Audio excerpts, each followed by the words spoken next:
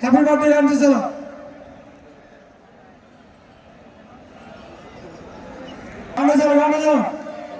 কবির Das gallery সবাইকে বলবো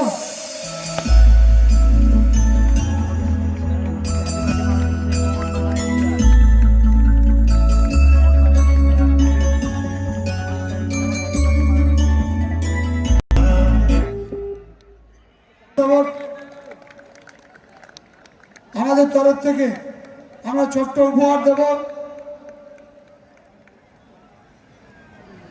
Lord Canning এর ঘর, ক্যানিং যার নাম, সেই ক্যানিং নামের যে ঘর আছে লর্ড ক্যানিং, শ্রুতি দাস এই ছোট্ট উপহারটা তুলে দিচ্ছে শ্রুতি দাস।